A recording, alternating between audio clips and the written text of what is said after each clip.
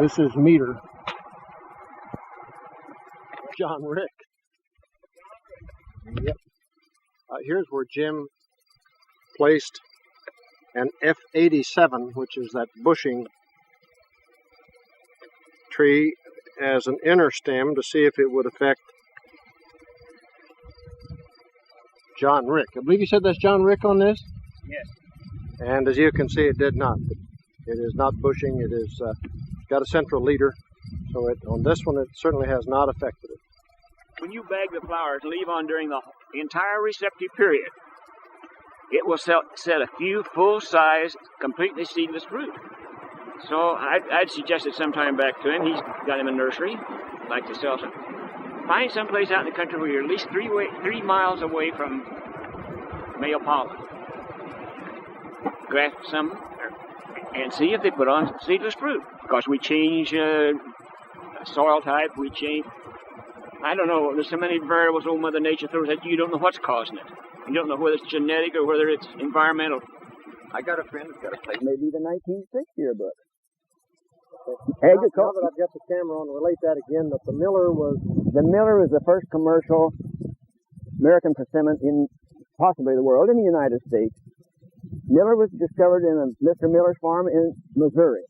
A retired Army surgeon, somebody came along and he got this idea of having persimmons just for sale. So he grafted Miller on a lot of rootstocks and he peddled persimmons into Kansas City for years. So says the Agriculture Yearbook and the story that goes with it.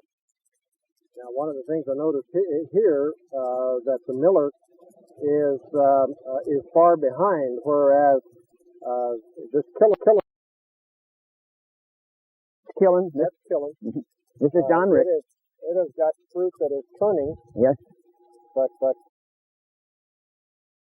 as of right today. Miller is,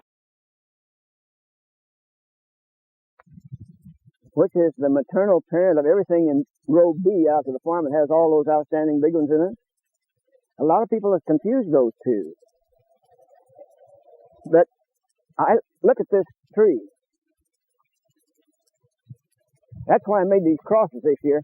See what a nice tree it is, and what strong limbs they are, strong upright limbs. It's a nice pyramidal tree.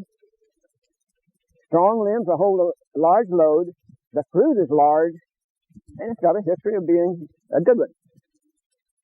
So I should have made my crosses with this one instead of Marion, and this year I did, and they'll be available for a lot of people if you want them. I'm going to offer them to Johnson County, but I don't know how they're getting along or how ambitious their plans are. What I've got right now in the viewfinder is the limb where you did hybridize that you'll be giving the keys to Kenny. Yes, these are. Okay, and this is Miller X Early Golden Crosses that you were just looking at. Miller X Early Golden. Right there's the Early Golden. That's on this limb right here. Yes, the pollen came off that one limb.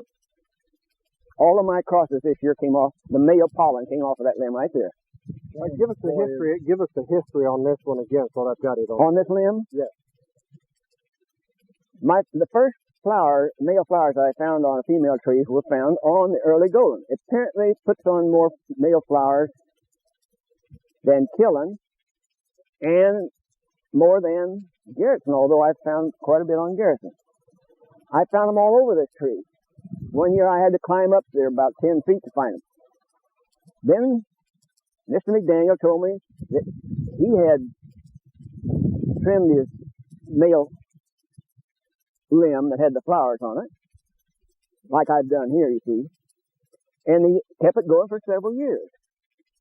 And after he did that, he just took this part right here that didn't have the male flowers, a good strong limb, and he grafted on other rootstock, and he named it the Illini male. He thought that he had a early golden male tree, and he distributed it to people. The only thing is, when it got up in production, it was just nothing but an ordinary early golden tree, yes. Can you go to Hawaii this year? What? Can you go to Hawaii this year? Who? Max here. Was he headed for Hawaii? I believe he was. I was just wondering if he did go. I haven't had a letter from him for a while on that. Something else. I'm looking at the killing. Again, we probably got this on tape, but the killing is the paternal parent. Maternal. Pardon? The female parent. Maternal. Oh, the maternal parent of the John Rick. That's right, but this is the early Golden you're looking at, and over there is our killing. Okay, there's the killing there. Okay. Killing is the maternal parent of John Rick and Florence, and the two males, George and Mike. You'll see a lot of George and Mike this afternoon. They are two male open-pollinated offspring of Killen, Illinois. This right here was the first one that was so outstanding and early and unusual. Clear pulp, and they distributed it through nurseries for years and years and years and years and years. The commercial Miller was after the turn of the century. I can't tell you what year. Which one is this? Early Golden. That's the first one to remember. Early Golden. Two seedlings, Garrettson and Killen. Killen was used at the University of Illinois. Maternal parent of John Rick and Florence and Moore, Mike and George.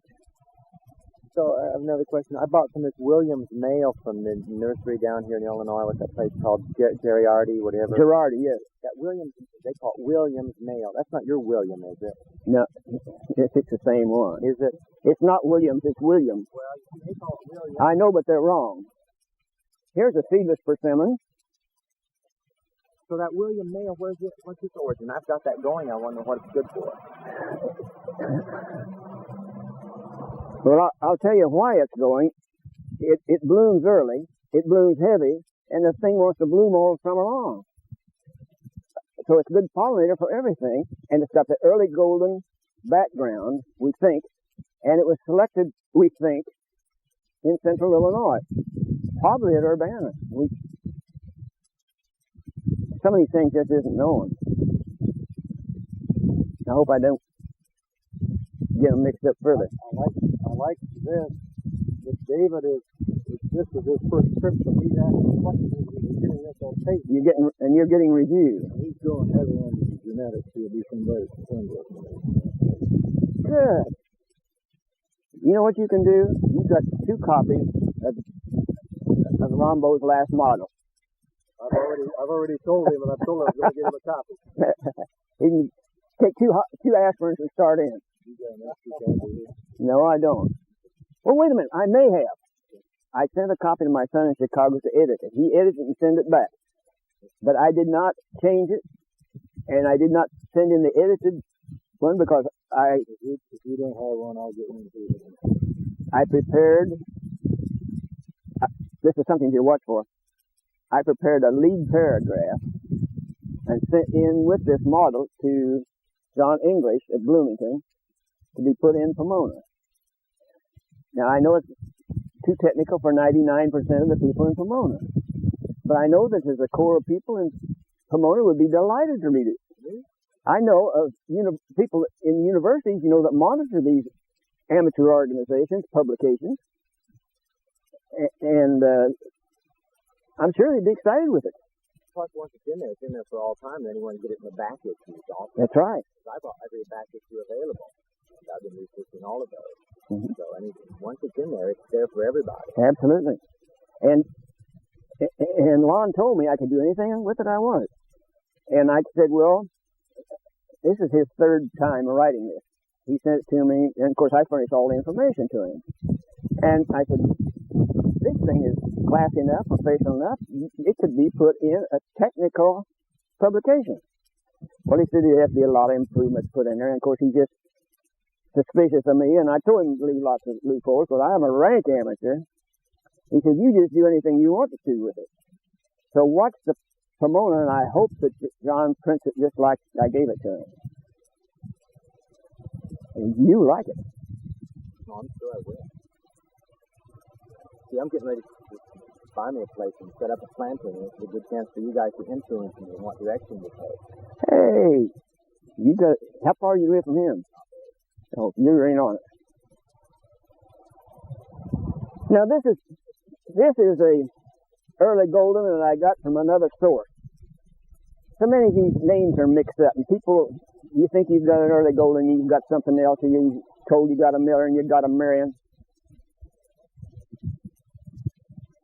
I got that one from one source, so I thought, well, I'll just check this source. So I got another source and grafted it on this.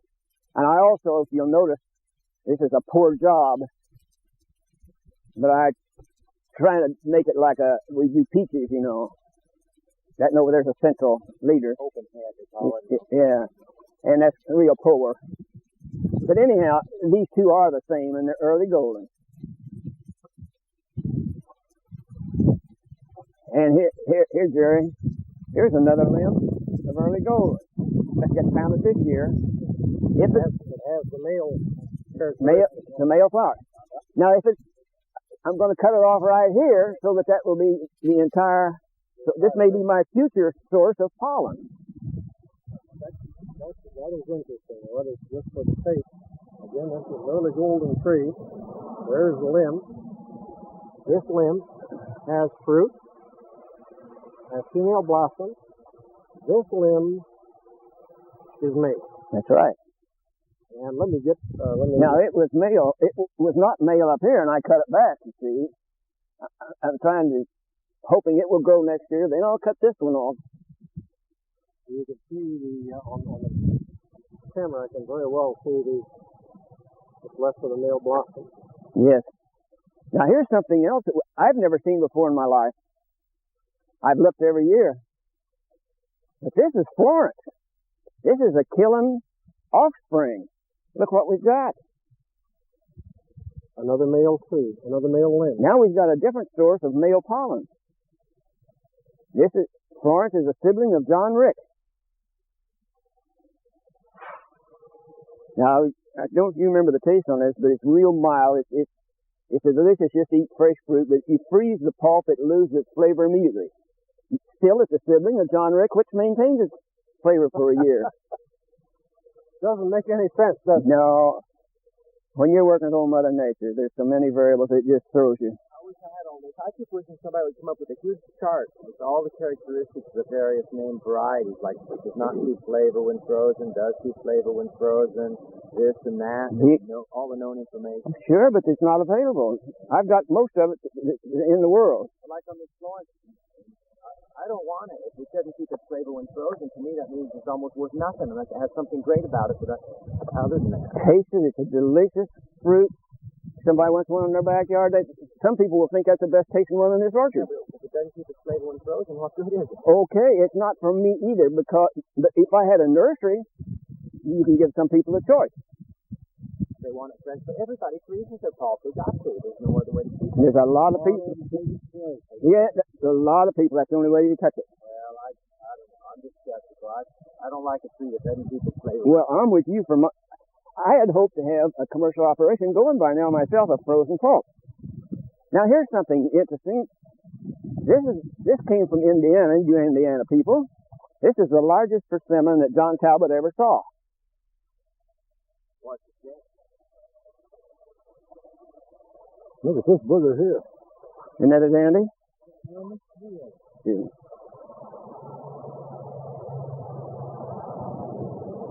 Bolton.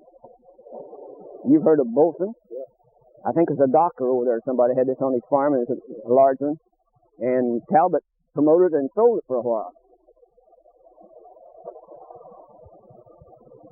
Now here's another Indiana. How's the flavor and all that on this bowl? It doesn't do me very good here. Now here is one from Indiana. It's big too. So this is you find out. This is Woolbright.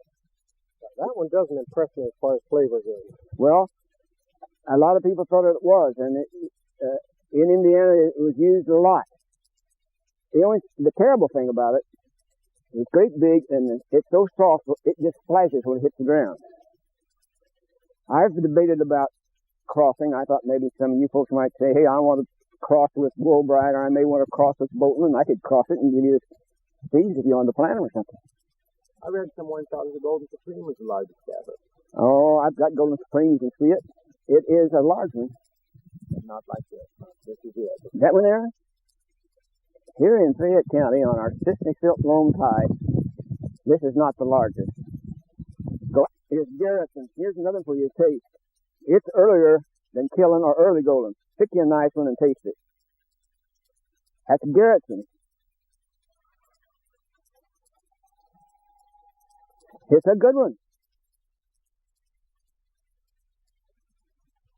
I don't think you'll have it's dry this year. There's just no water in this country. Are you finding the degree of difference in after freezing? John Rick stays good for a year, others maybe for 6 months. Oh, yeah, yeah. Or just some as freezing that good, it's gone. That's right. So there's a variance. Yeah.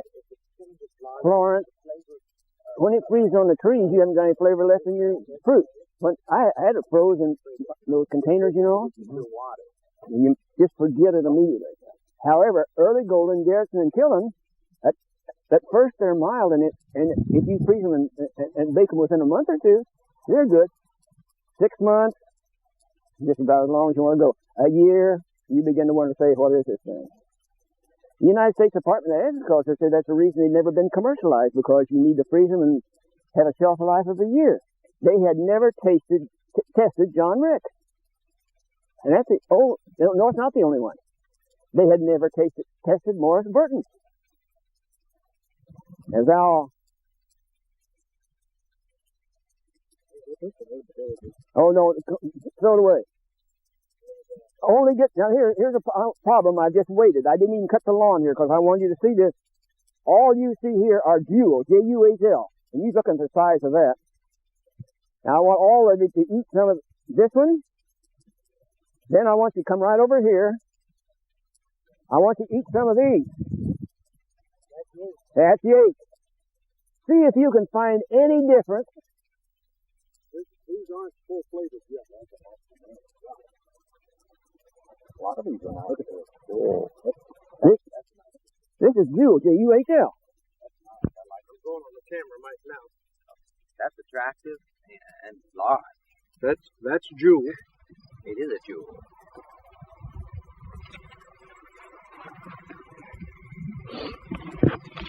Look at that baby.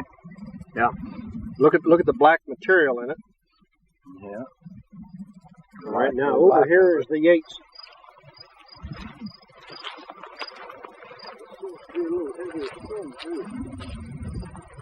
By the way, when they talk about blue persimmon, Is this now the Jewel you say here?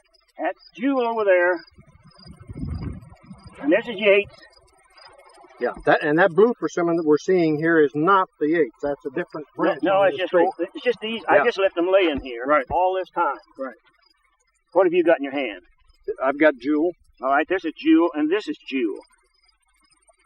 and this is Yates. These are all Yates. All these blue ones you see here are just been laying there for days and days. Look at that. They look the same. All right, break them open and look at the black speck. See if you can see any difference. Then take the seeds out and see if you can see any difference in the seeds. So how about this limb here with the smaller one? What's that? The name of that is Wabash. Nobody in this world would have known about it or cared it worth a darn, except that was the favorite of my old professor, Joseph McDaniel. It's got the same amount of black material in both of them. It just I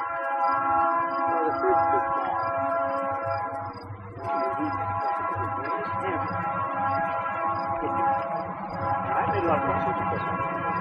Well, they used to compare the ball. But it's a bunch of wasted effort. here, David. What's your freezer life for Jewel? Hold this in your hand It's not very strong. so that I can get right on it. One of these is Jewel. The other one is Yates. You just can see no difference at all. And I've tasted both of those, and they both taste identical.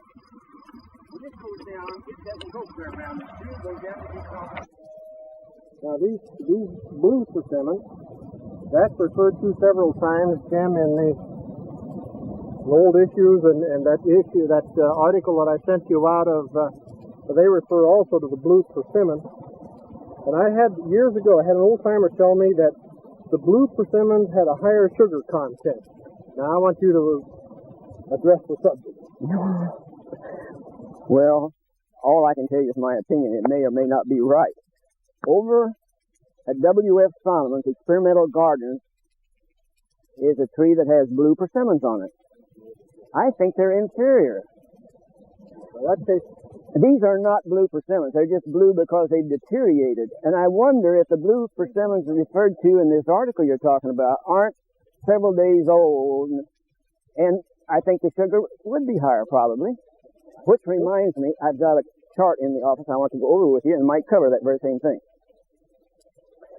These, the blue persimmons that I saw years ago and talked to that fellow, they were shriveled just like this. Oh. And I think there was, I suspect that it's probably a characteristic that some of them turn blue after they set a while. That's the way I feel about it. But some of them are blue on the tree.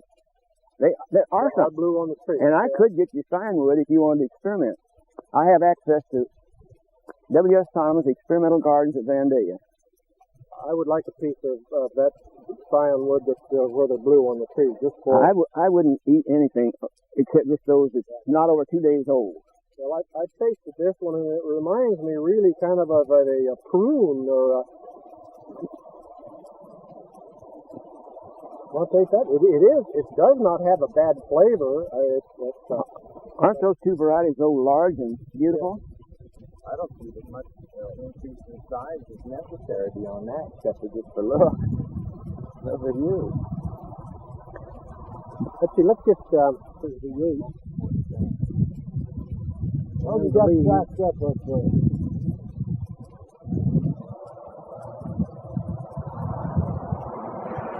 And now let's go to the jewel.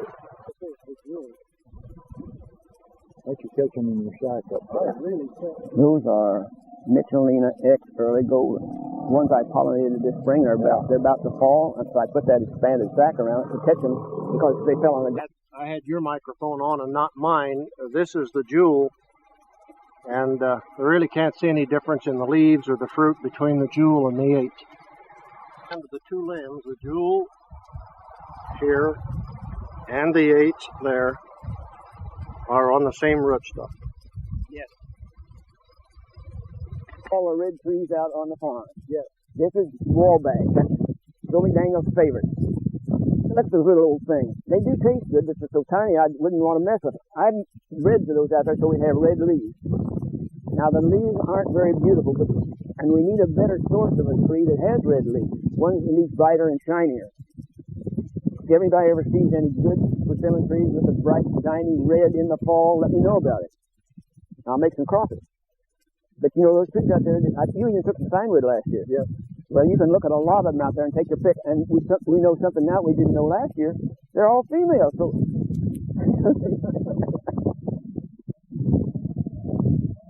well, somebody wants to breed for beauty, they can go ahead, but quality of fruit is what I care about.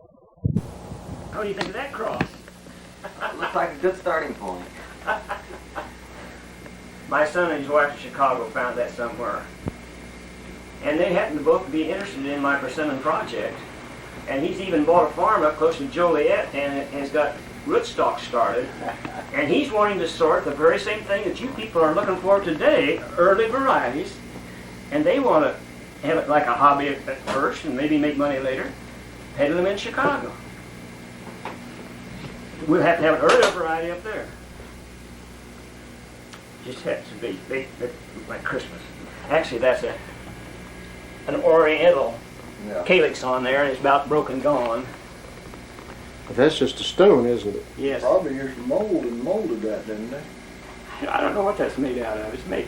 They had to turn it some way, didn't they? They just made a mold. How you wanted to get started out evaluating these things. So I prepared a page of what I've already found in the first week. And that's your page. You can take it along, and as you go along, you can see my comments, and you can see. All right. You can see the male and the female. I'll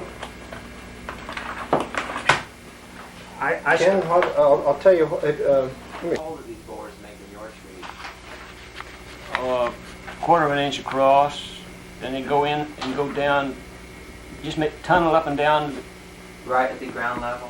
They come up about that far on average, pretty close to ground level sometimes, as much as 3 inches above. Just bore a hole where they throw the frass out. You can see that frass pulled out, you got your hole.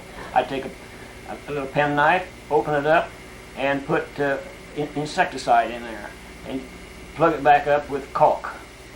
And here's just a list of, if you think I've had a borer problem, take a look at that. Now these aren't killed, they're just that you found borers in all of these trees. Yes, and I treated these. Several of those are killed. I'll replant them next year. Yeah. I found one borer in one of my trees. Well, and I took a 6-inch piece of wire, I took a long wire, and I was able to push that down into that tree 6 inches down, where it had bored that deep down into the ground. yeah. Same here. I took pictures of all that. My hole was about 1/4 inch in diameter also. It was on a tree I bought from a nursery on the west coast. Came in that way. And, Came in that way? yeah. Oh, that's the trouble with so many nurseries. We really get shaft lots of times. And I read that you could poke a wire in there until the borer didn't work. The wire went in there that far, and the next day, frass again. All right. The United States Department of Agriculture suggests that you do just like we talk, open it up, and I run something down there to make sure it's open all up and down. Then I have it, no, I don't have it here, but I take an eyedropper. That's what I did. And it's strong insecticide. I had malathion, and I mixed something else in there. 2 things. And it worked. The next day, there was no frass. I'm using diazinon now, and they recommend this diazinon.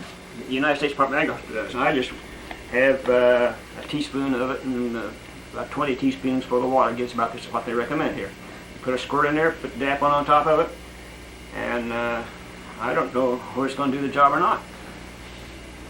They may eat me up. I may just have to abandon this whole project. Surely not, but diazinon. Prevention. That's what I want to know, how to prevent it. Not street. I tell you what they told me. I've got at home, I'm trying to think of the name of it. I've used it for years. I got some of it. I don't know if it's still available. Well, it's one of the Bandit products. But the squash and pumpkin root borer and stalk borer. You can either treat the seeds or soak the seeds in this, and you can never ever have them, or I have let the plants get up about that high in the spring year, and put this on the ground around it. And ones that I don't treat will have the borer, and I've never yet ever had one that where I had the borer. I've got the chemical at home. It's a powder, and it's a wettable powder. And I'm just wondering if you would just spray the ground around these, the roots would pick it up and kill it. Now, I don't know what kind of trace you're going to end up in the fruit.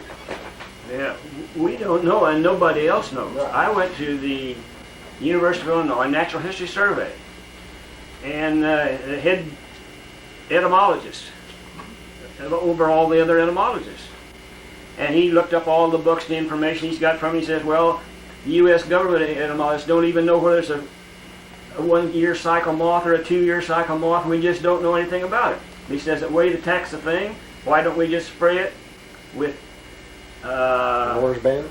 Lorsban 4E, like you do peaches.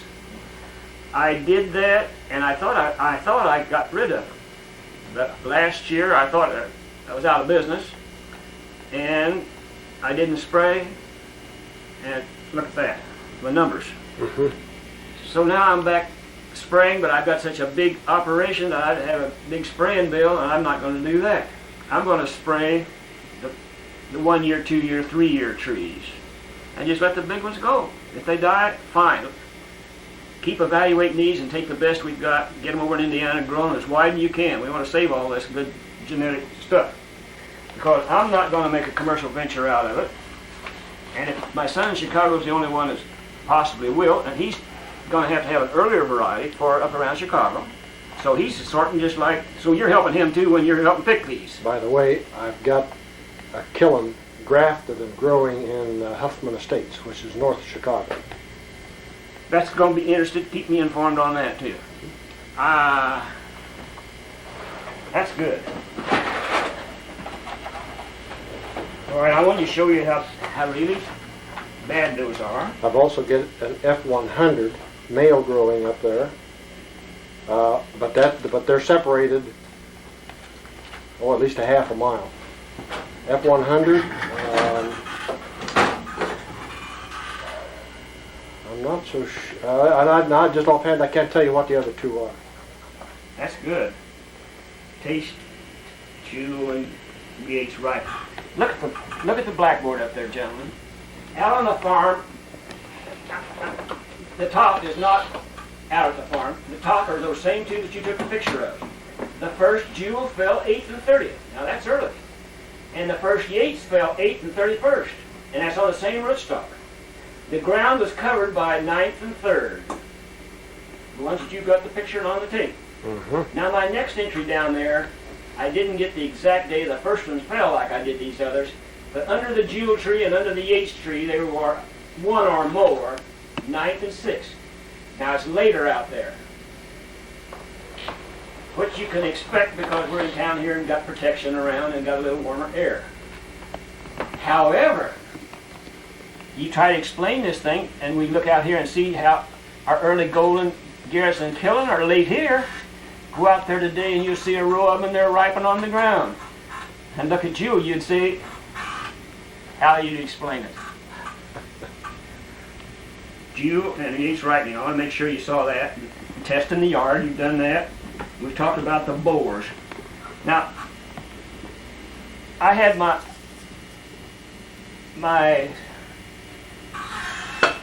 last report, the last progress report I made was in the spring '92 Pomona. It didn't make it in the index. John is getting old and forgetful like me, maybe, huh? I sent it to him. I don't always go through him because he's a persimmon person and I want him to okay everything. But he got it in there, but he didn't get it in the index. Also, there was a persimmon article in there that didn't get in the index from Jack McCoy. So, if you're interested in persimmons, you might want to go back through there and read Jack's article. And if you didn't see mine, it's in there. The last progress report. However, we discussed nearly everything that's in it here, so you won't see anything new, I don't think. All right, I want you to know that you can read my progress report. Tom Sears, you remember when I made this ballot and sent it around to everybody and after you guys? Yes. Tom Sears had an idea for a change or an improvement. Yes. And it's good, except I think we've got everything on that ballot we can get on there nearly, and it fits me just exactly right. I don't see how I'm open for ideas, and whatever we can improve, fine. But to pick a tree, pick a fruit, I think this is my ballot. Because you're just picking it to eat. And I think that's what he's interested in, especially. And my ballot will get everything else for cooked products and the taste of the fruit, too. Any input appreciated. And he'd appreciate it, too. For me, I think this is my ballot. It's just my record on every tree that I look at. See, I started in the first week of September. Ordinarily, I'd go out again today for the next 4 or 5 days, and that'd be the second week, and I'll just keep adding to this whole thing until I'll have... And that's for this year, and you do the same thing every year. Yes. There's 91. There's 91, 89, 90, 91. I got them both. Look at them. And you just... during the wintertime, I'll just lay them out here and compare them and go back. See? I think this will cover me for selecting fruit to eat from the wild or from our but kick the idea around and see if you can help Tom. Tom will probably be here in 2 weeks. I know he had something going that he was going to be able to make it today. Okay. Are you getting any activity out of that Dollywood group now? Oh, they never reported to me, but they were up here and took a lot of fruit and seeds back. And they iced it down, took it back, and she was going to cook some products, and they were going to test cooked products. and they were going to plant the seeds next spring. What they've done, I don't know. I'm going to be down through there in a couple of weeks, so I might just make a point of stopping to see what they're doing. He's good. He said that Dolly was enthusiastic about the program, having the good varieties of persimmons there for people to taste and also to sell in the stores and also sell cooked products in their restaurants. Yeah. So she was enthusiastic and went for it. Well, she's raising Orientals out there in Hawaii for her restaurant out there. And she is. My wife just got back from Kauai a week ago. So my son. The heck he did. Is it just, I wonder, have they heard even how bad it's tore up? I want to ask you, are there any chemists in the group? What are you, David? Well, I repair X-ray machines. I don't know what If you want any seeds x-rayed, he can do it for you. No, I can. So subjecting to high amounts of X-rays does result in mutations, but also stunting. Well, I was going to show you this. I don't know whether anybody will. I was in the water oil business. We ran ohm meters and voltmeters. And I was trying to figure out, like, you can go out this afternoon and some people pick them off a tree to eat them. Well, they've got tannins, not technically tannins, there's another chemical in this. And they change to an insoluble form when they ripen. A lot of them will fall off and they still got some, but after a little time, they'll get better. You set them up here and they'll ripen further. Well, what's happening? And when should you pick them and when should you sell them? So, tell you what I did in 1985. I got my ohm meter out, and actually, this is, hold it like this. You have to look at it. I'm going to have to focus it manually. Okay. The red are persimmons that I picked green and hard. Now, it doesn't show red, but you just have, because this is a copy. I've underlined the red comments, and I've shown the red curves. And this is the ohms reading. Rx equals 1,000 ohms. But I made two probes, a ½ inch long and spaced a ½ inch apart. And each day here, when the black curves are ripens that fell off the tree the same day, assuming they're ripe. The blue, which you can pick it up in there, I picked those green off the tree and checked the ohms resistance on 11th, whatever that date is. Then the next day I did the same thing, just put them out on a table. The next day I did the same thing. Look what happens to the resistance here. 1 day, 2 days. But then it went back up. It hit, yeah, why did it go back up here? And here's the comment. When it went back up here, the ripe ones that I picked up, they were overripe right here. But the green ones were getting soft. But look, they both went up the same time on the 4th day. Isn't that strange? Then they went back down again and flattened out. And right about here, the black ones are just terrible bad shape. But the green ones are, no, both of these are black. Bad shape, very bad shape. But here is the green one, looks like it's getting ripe out here. 1, 2, 3, 4, 5, a week later. But look at the curve, they went together. Now, I just thought I'd give you that to give you something to think about. What are you using, a Simpson 269? What are you using for an ohm meter? I got the Simpson something. Every year. I've got a lot of crosses out. For the camera, we're talking about Morris Burton. Okay, go ahead. I've talked a lot about Morris Burton. And a lot of these crosses are Morris Burton.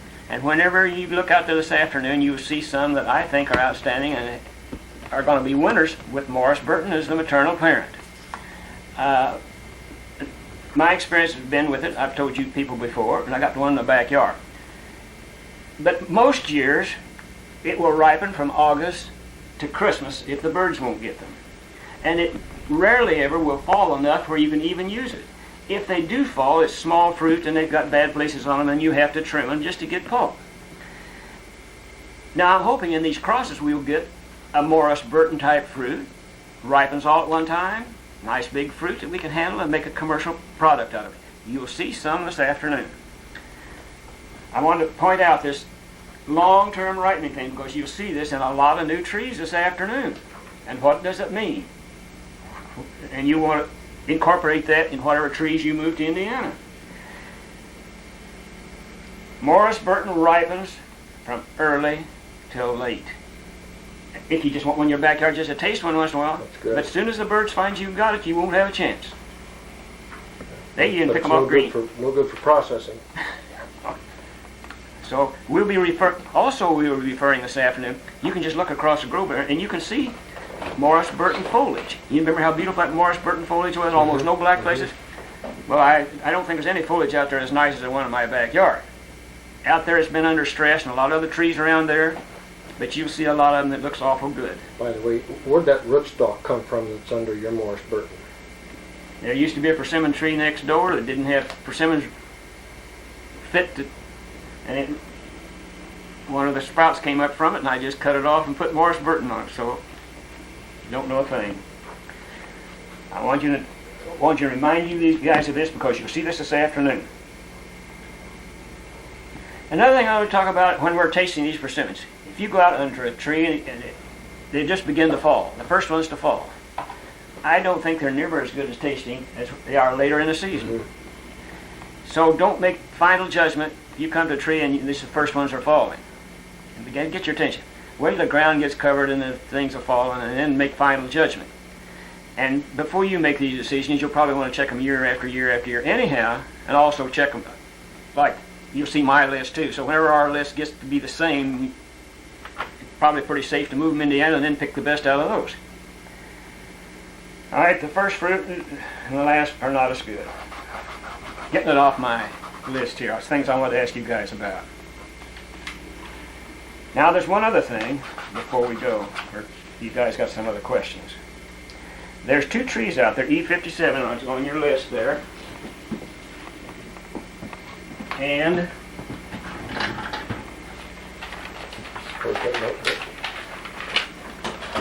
E57 and E72. Morris Burton Mike.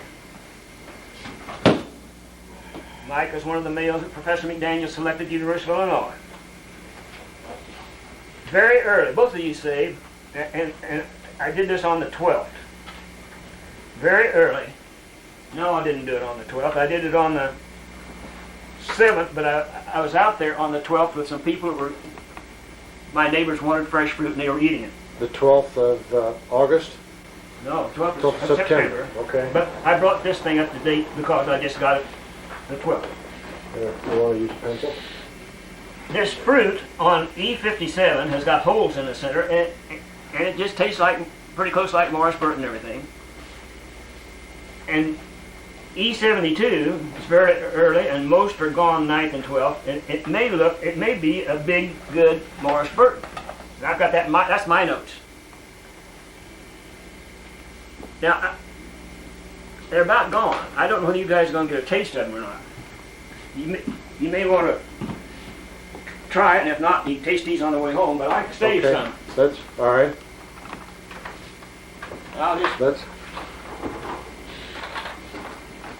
I'll just make a comment on them being early here.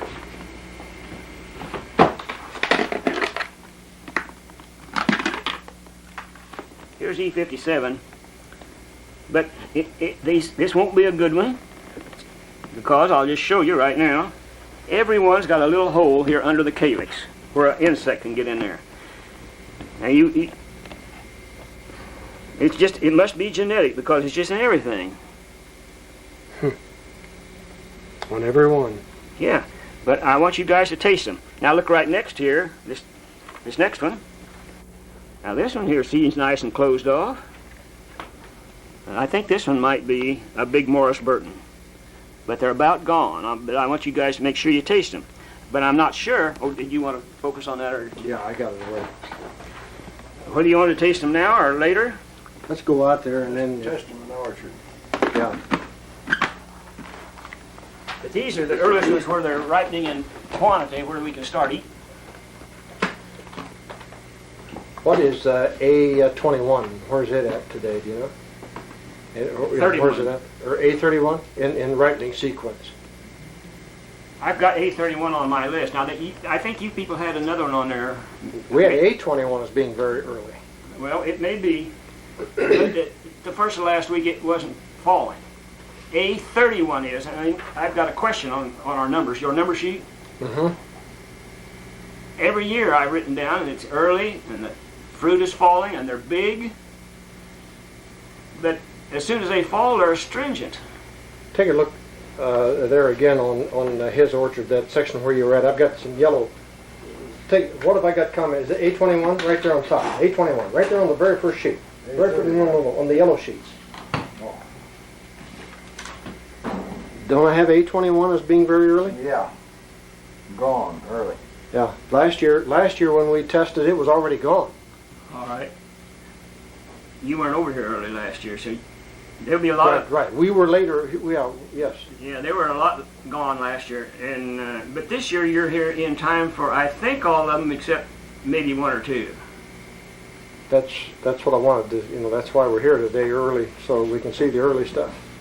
Okay. But I want you to also look and inspect A31. I may cut that dude down. I've been horsing around with it for years. Do I make any comments on mine? Golden screen. Well, I'm sure 31 was gone. A31. Did I make any comments at all on that? No. Okay. And it may be because it was gone. Yes, you're right. I want to show you how unpredictable Morris Burton is. This is the way it is most of the time, like it is now. And they'll start ripening back in September. Look at this one. Started ripening here in 1980. We started ripening the 3rd, and we got to this place, and I just quit. But if the birds didn't get them, they would go on to December. Now here's Morris Burton in 1979, a year before this one. Look how they went along there, and then they ripened here. Now, I got a bunch there, and I had several pints of persimmons, and that's where I did all my comparative cooking and comparative freezing, holding for a long period of time. 1 year since I've owned that tree have I been able to get enough to do anything with. And that's a peculiar ripening pattern. It's nearly always like this one. That's the one that wins all the prizes down in Mitchell for these women with their cookie business. And I can understand why. It maintains its flavor good frozen for a year, 2 years. It maintains its flavor in cooking. They nearly always lose flavor when they're cooked and anything. The John Rick off that tree up there, and Al Horn, you heard him. He knows Mitchell's got the word too. They know what they're doing, especially those women that's cooking and serving that food. They know.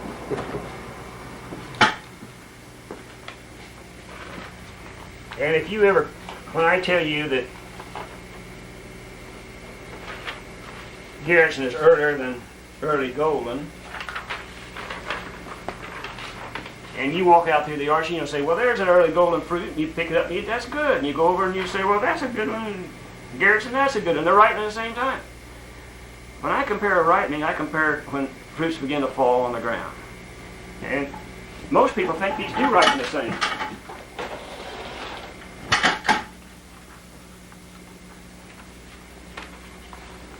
Look at the different ripening period here.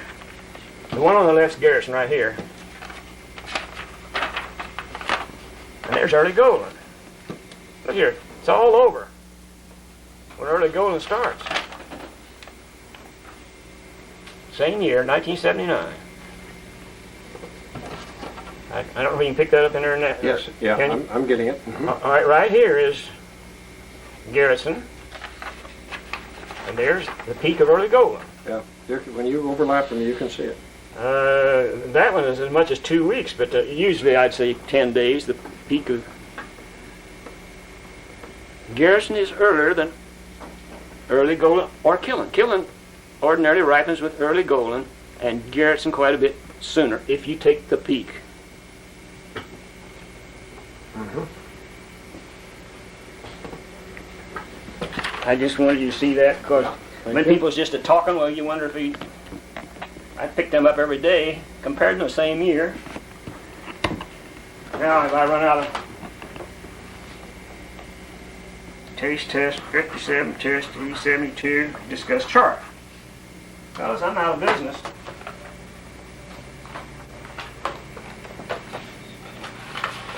Japanese in New Zealand developed that method of testing astringency.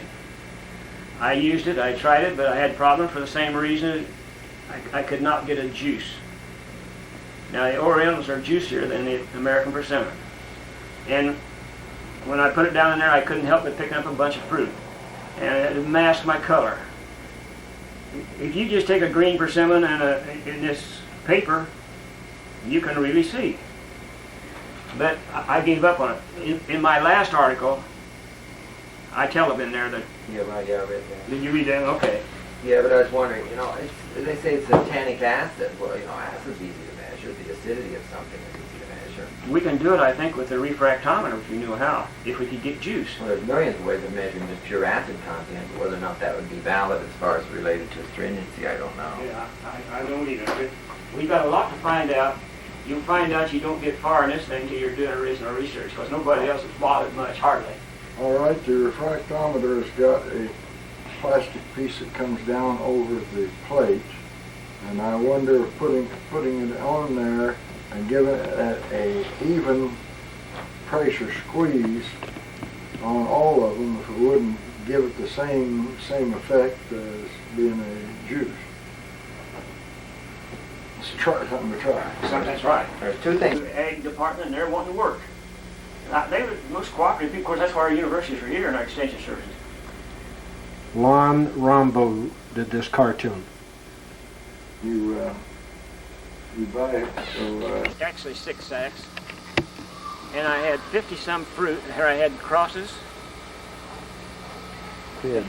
And right over there, a whole bunch of little kids. And I've got about 11 fruit left. Yeah, you did have a fence here last year, did you not? Yes. Yeah, this part of this tree was fenced in last year, but the fence is gone this year. Now this is the Morris Burton. We're crossing it for the quality of fruit, the foliage. That's actually ornamental. And you get a nice, beautiful green, shiny leaf like that with a minimum of black leaf that all persimmon seems to have to some degree. I think that's something nice. And you will see it in a lot of these crosses out there. You'll just see these outstanding trees, even in spite of the stress that's influenced by the genes from this tree. But this is a real small fruit. You might taste one of those if you want. Some of those at the top are almost red. Well, down here, See right there's two that on the ground that might be edible. not that gigantic, but good tasting, you Oh, said. they're little.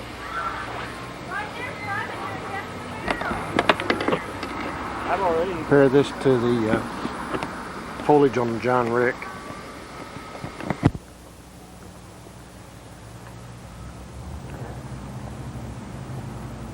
Nice, sweet, delicate flavor. Very good in cooking. You don't see any black specks.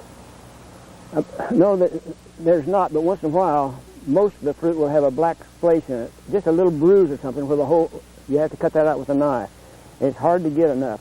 And another thing about this thing, I don't know what it is. See a lot of these small ones? I doubt that's got a seed in it. No seeds. Some seedless fruit. Now, was that astringent? Yeah. I think I get a hint of astringency here. Well, the early ones that fall, you will get astringency. You want to wait till after they fall quite a bit or start falling all over, and that'll be your best. And when they fall, you shouldn't have astringency. However, even in the ripe fruit, there is a little astringency on the inside of the skin, underneath the calyx, and partway down the side. In everything. So you always will have a little astringency, but you have astringency in coffee. Do you drink coffee? All right, you've got astringency. Tea? Astringency. It's not a puckery, I guess it's okay. Why? This is like 1% of your puckery. I mean, it's just barely a hint. You could say, well, maybe. All right, a lot of that astringency is in the skin.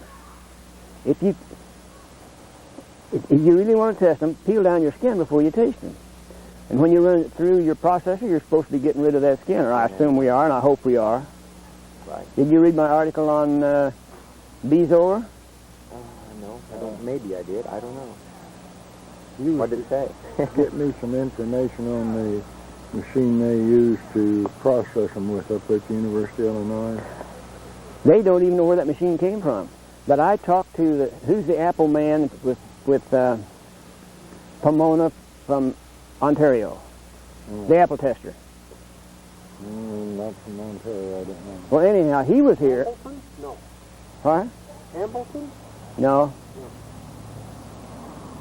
I can't think of his name. But anyhow, he worked in a food processing plant, and I was talking to him about it. He was here and with McDaniel, and I'd baked some persimmons from the pudding for him to taste test. And I was telling him about this conical, and I ran it through, and I need the machine. He said, let me know when you're ready for it. It won't cost very much. I said, you won't need a very big one. He worked. He may be retired now, but you could write to him. I'd be interested in that. This is in the back of Pomona, and he works with apples. He was the apple tester for Pomona. Okay, I'll figure it out from there. I had severe sun scald on a lot of my stuff this year. And down here where this white stuff's rubbed off, will that sun scald this winter? See that white covering there protects it from the sun in the summer. But here it's got rubbed off. I just wonder if will the sun burn that up this winter. I don't think. I'm just really worried. I don't want any more sun scald. It really damaged all of my This trees. one has, that I picked up, has a little bit of a hint of astringency, but it has a excellent flavor. Very That's- delicate, sweet. yeah. I love it. Almost, when I first bit into it, the first thing I thought of was oranges. It's different. It's good flavor, yeah. Taste it without the skin. I did. Yes, excellent flavor on this tree. And this one also had no seeds in it. Well, this is not just my idea. I found this tree over south of Vendée in a planting that Mr. Sonneman, who was our state's attorney, had planted all the winters from Mitchell and all the other places he could find outstanding varieties, and he was growing them side by side by side. But he died in 1964. I knew the guy, but I didn't know he was doing exactly what that I'd like to talk about. So I was referred to him. So his widow gave me permission to go through all his plantings. He had them labeled just like I've got these labeled. When I came to this thing, I was making notes. I put a great big old thing, you know, like the funny papers do, and I said, best persimmon I ever tasted. Must get this, get Signwood this winter. And I talked to Joe McDaniel about that, and he said, oh, he says, I thought we had lost that. He says, I was the judge at Mitchell when that won #1. He said, all judges, listen, all judges were unanimous, the best fruit they ever tasted. All judges, unanimous, cooked products is the best. And you hear Al Horn telling about... On what tree? Huh? That was on what tree? Morris Burton. Morris Burton. And you hear what Al Horn says about these women down there. They've got the word, and that's what they're using. They search out Morris Burton because that's what wins the recipes, the cooked products. And my family, whenever they're home, I bake different persimmon puddings, and this won it by far, cooked products. And then John Rick is next. And you people judge John Rick the best. All of you voted for John Rick best of what you tasted. Morris Burton wasn't one of the persimmons that was going to test that day. I know I didn't have any, or I'd had it there. I probably won't get enough off this tree to test this year. You're about going to have to build a big screen room. I need a big birdhouse just to keep the birds out. Yeah. Now, and I have them growing down here. Now, is there anything else on this tree? Is this all No, F100? It's just top graft to F100, so we just, every time I drive out here, I can see how it's doing. And I wanted to see how it would do on a different rootstock. Yeah. Well, also, remember I said that I had an F100 seed sprouted? Yeah. And then I said it died. Well, it apparently was too much moisture because about 4 weeks ago it sent out 3 new leaves, so it is still alive and well. Good. That'd be interesting to see what happens there. Yes. Now, in one of my articles, I put it out an appeal for a seedless persimmon, and there were some people in Pennsylvania sent me this, and they just call it Martin Moeller seedless. Now, I'm going to, as soon as it starts blooming, I'll bag the flowers, leave on during the receptive period, and see whether it's truly seedless or not. I doubt if it is, but after all, killing is. What we need is more, then we can start breeding. Mm-hmm. want to start down A since you say we may pretty well eliminate them. You got an A31 here. And the A21. Tell us again about the part on killing this thing. Also, look at notice the knots on the leaves, on the limbs. Yeah, I don't know what caused it except tordon. This tree on the corner here, I killed it with tordon. Apparently the root came over and grafted, and this tree got tordon. If you'll notice, it killed from here up, but didn't kill from here over. Now, a lot of you people have got this signwood and grafted in Indiana. I don't think it's outstanding, but it is big, and it's for the first ones that see the big fruit. A2, several of I've got A2 also growing. Well, you can see it here. It's a big fruit, all right. 2 cross in this row, almost all the way. We'll find something interesting on the way. But the first one that I've got is C29. Okay. Again, these two trees here are these two trees here are Garretson, And they're ripe and fallen.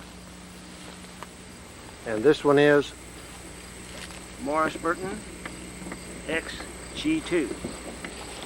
Of course, all we have to do is just note the number of the tree on the tape, and we can always refer to the printout. That's correct.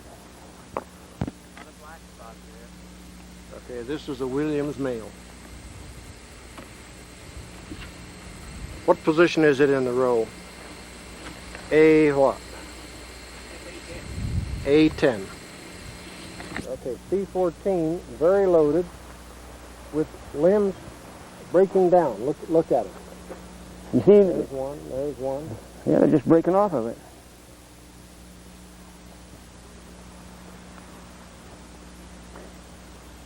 You'll see a lot of these. It looks early yet, but they're not fallen yet. In this row, Jim.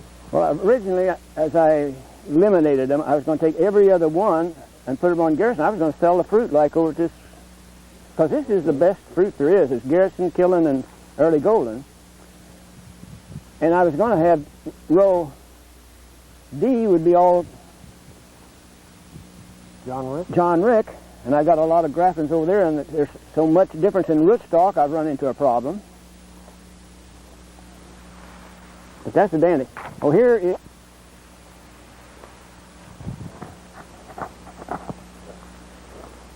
Now you can see that jewel is a little bit behind the Garrison. No, Jewel ripened earlier than Garrison. This ripened 9th and 6th, and these weren't quite ripe yet, but they're pretty close. Next year, one may be ahead of the other. Okay, now the reason I said that is because I made the assumption that the Garrison was ahead of the Jewel because the Garrison has more orange color to it. Yes, it ordinarily has. And so I thought it was further ahead. Most of this is fallen. Most of this, remember us seeing in town? Sure. This is a little bit later than in town, but most of them is off that tree. That's why it is earlier. That's Jewel, J-U-H-L. I see 1 or 2 or 3 on the ground, but I don't. When I start checking it tomorrow, I may include this in as early one, the second week. What I've got here is the first 10 days. But this is a high quality one. This is a good tasting one. Actually, you picked up some of these persimmons the first year over here. Yeah. You see that's A21? Mm-hmm. Here's B20. This is A21. You also will remember B12. You want to pay attention to me? So I hate to mention later ones. Maybe I shouldn't just mention anything but early ones right now, huh? Whatever you wish. Okay. And G2 is B12. B12 is a good one, but it's late. The same way as this one right here. How's the black spot between your stacks? Do you know? Is it low in stack? B21. Is that what it is? That's about like it is. But a good growing season with plenty of moisture, a lot of times they're nice. But this is a stress year. Everything looks worse you can get it out here.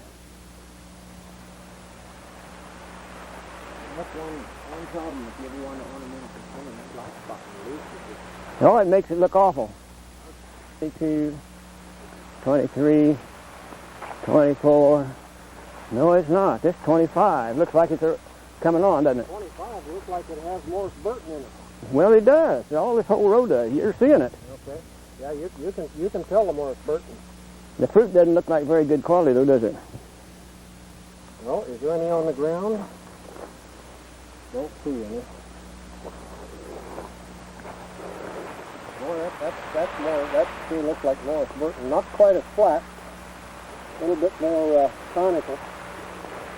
So how you getting the pollination out here? You got the males? Yeah, the males all over the place. All over, like that. How many per whatever, like 1 out of 10 or? I screwed up. This is 26, 27, 28. Now, this one and the next two. These two right here are included in my list, Jerry, that I gave you. 29? Yeah. 29 and 30. Check both of these.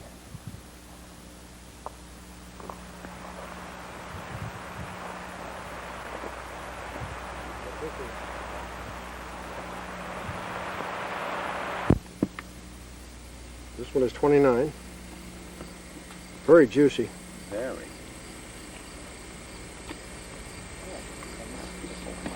C29 pretty good eating? Well, mine is a little bit soured. Well, The skin had been broken. Don't eat soured ones. I spit it out. Let's get another one here. Got a little astringency on that. I didn't on mine, but it had soured. I thought I had a hint. There's black material in that one I had. Not in this one. Well, I don't know. I've had two of them now. They both tasted the same way and just didn't do a lot for me. Let's see what this one looks like. Tastes like. I'm not impressed with the taste on this one. Short on persimmon taste, period. All right, try 30. You see a better looking fruit too. Pick those up and taste them. There's one. There's one.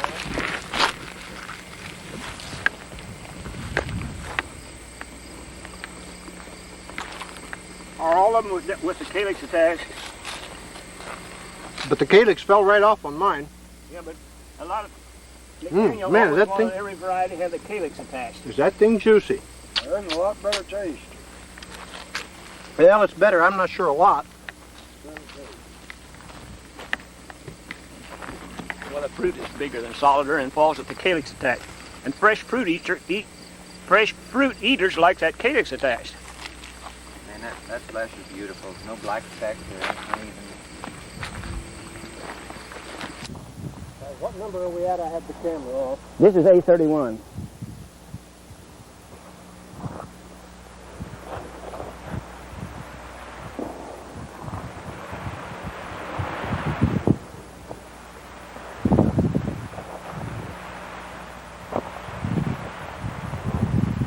These were fallen. The ground was covered 8th and 31st on these, folks. This is as early as Yates and Jewell were in town. That was kind of flavorless. Well, Rather bland. now check for an aftertaste. Does anybody find anything good about this? Besides it's big. No, I don't. I don't either. Well, I don't know. I'm not an expert. No black specks though. Go back and check 29 if you please, gentlemen. I think we're just giving this the death knell.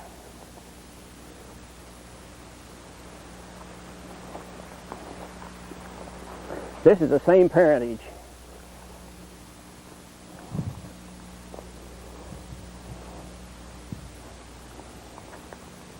No, well, I tried 2 off of that tree as far as I'm concerned. You could get rid of it. It sure has a plump seed, I'll say that for it. What'd you say about this one? Let's go the other way. much of an expert. You know, I tell you the truth, they all taste pretty good to me compared Kind to of a what I was bland, I think.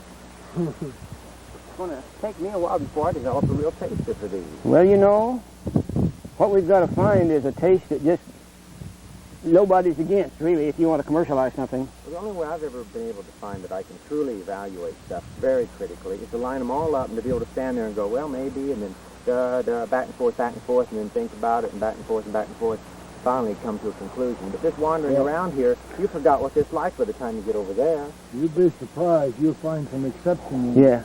What? that you Yeah. don't. Look at that. It's nice and clear, but it's just flavorless. There's just not much taste to it.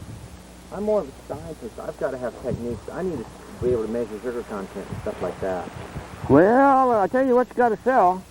You got to have your panel. Yeah, right. You're right. I know that.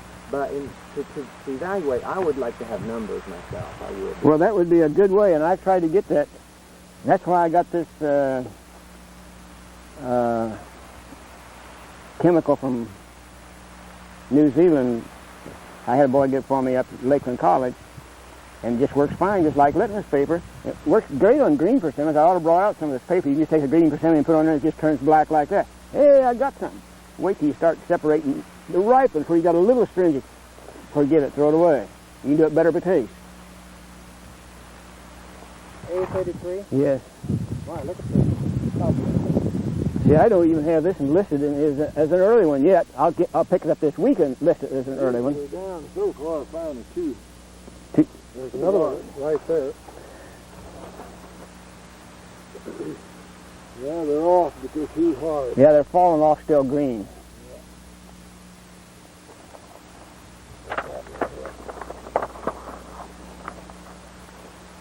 Yep, there's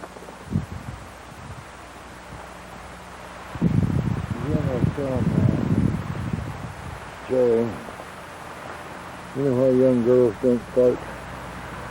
they're firm. This is the third one I've picked up. The first one didn't have much astringent. These are kind of pretty. They've got An orange blush. yeah. We want to get through this real quick, like, when he comes back. Again, this one is firm, and there's not much astringency. Look how firm that is. Yeah, well, some of them are firm. That's some nasty. Some you can just eat like an apple. You know, get into that. I'm passing them up.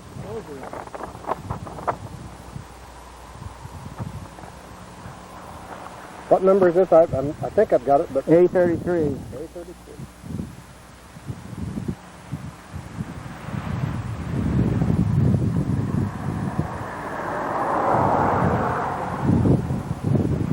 You're right. No astringency, not very much. Firm, but not much astringent. Not much at all. Clear.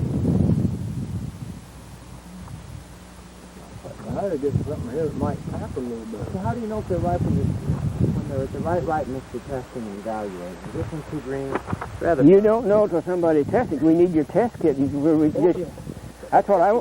Bite into it and find out. That's the only way you can do it. Yeah, but if it's that firm, it might make my mouth feel green. I'll be ruined for an hour. Hey, No, you can't won't. be in this business if you aren't willing to take a chance once in a while. What you do, yeah, it's solid. You can eat it like an apple. Kind of dry, yeah. Good taste, no astringency, no black specks. All right. Now, suppose you'd bit into one and you had a lot of astringency. What he and I do, hunt up one of these Garrison, Killen, or Early Golden that's ripe, fill your mouth with them, wash it out, and start over. Yes. So why don't you guys throw your junk in my bucket? Oh. I'm not going to eat them or nothing. I'll just save them for seed. Good If we run across any that's really shitty, got real black specks, or tastes really rotten, don't throw it in there, just in case it ends up fruiting someday. We don't want anything crummy. You're Familiar with the meter? Yes. This one is meter.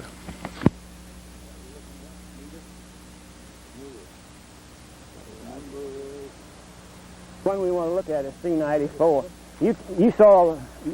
I just want you to see some of these trees. You look. See here. Doesn't that look like the Morris Burton? And just about to break down. That may be the best tree of all whenever the time goes by.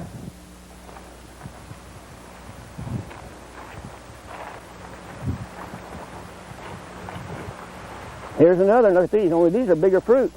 This is Morris Burton too. Morris Burton XG2. But it didn't pass the clear leaves through, though. Look at the black one. No, but most of these, you compare them with most of the others around here, and they're better, most of them. Oh, here's another one I want you to watch this fall. That's silk stocking, Miss Silk Stocking. She went through here, and this is one of her favorites. I really want you to take a look at this one this fall. How do you like the looks of those? Yeah, isn't that beautiful? Look at that. Tastes good, looks good, freezes good, you name it, it's got it. And that's what number? A B56. Oh, B56? Oh, yeah, okay. I think you cut some fine wood this past year. Yeah. See, that one is a solid 4.5 centimeters. I got it in the year. Yeah, B56. Yeah, in the front of that book you got there, it would go.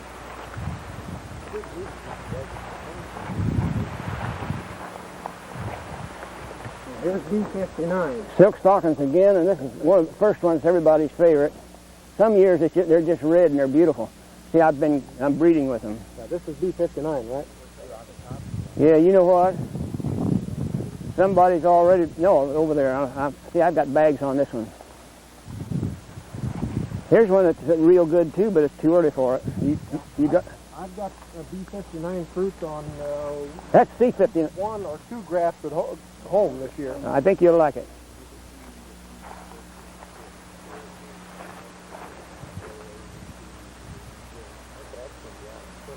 We're in, now these are early golden now. But you just look right here. I haven't even got this one down as an early one yet, but look on the ground. Help yourself.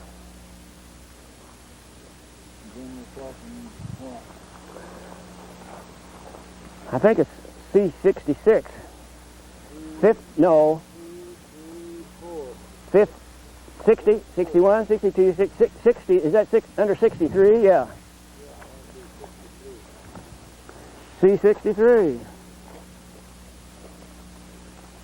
I'll be checking this tomorrow and putting it in my permanent records, but I want you guys' opinion while you're here. Taste. Pulp. That was the most expensive I've had yet.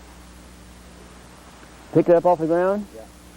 Yeah, there was some in this, there was some in that one too. Let me get another one here. The first one's falls. See, there's some falls in this tree too. Usually the first are not good. It's just a little bit early for that. I haven't got it on my record here as early. I'll find the astringency though.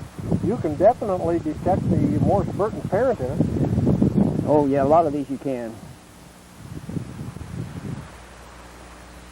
Just a little, but not much in this second one. There's not enough ripeness there on either one of those yet to come to conclusion, but you'll get those next time. Look on the tree. Mm-hmm.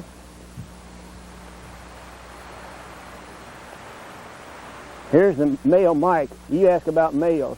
Every once in a while where I killed too many males to start with. And I got over there a little bit, and now I've got nothing but females. How many males do you think is really a good idea? What's the optimum number? If you read the book from Japan, they'll have 2 trees and a male, then 2 trees and a male. They'd have... That's what's khaki, not Virginiana. Yeah, that's all I've got.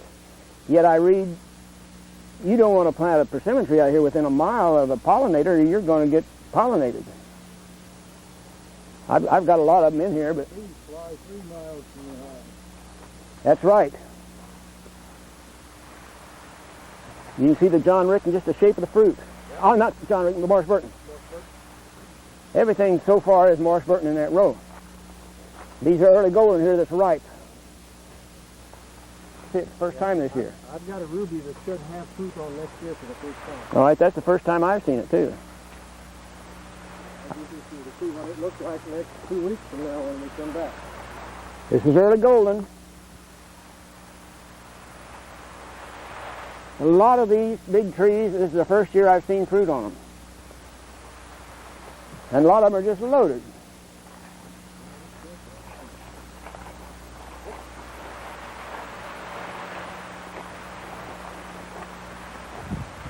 What do you suppose this one is?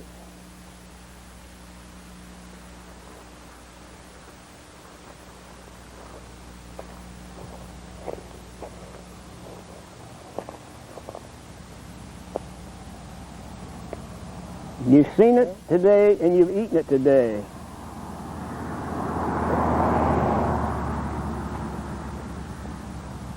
I don't know. Yates. Okay. See that? You see, it just looks like the Yates or Jewel, Yeah. and I showed you Jewel. I just got one tree of each.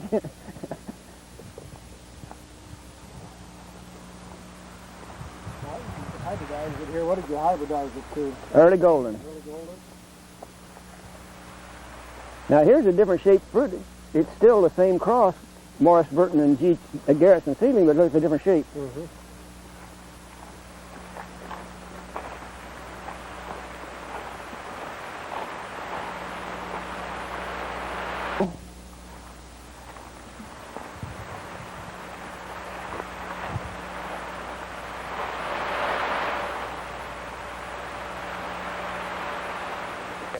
Runkwit. WITZ. Runkwits. I got mine over at Gerardi. Louis Girardi. Gerardi. Is this A90? This is A90.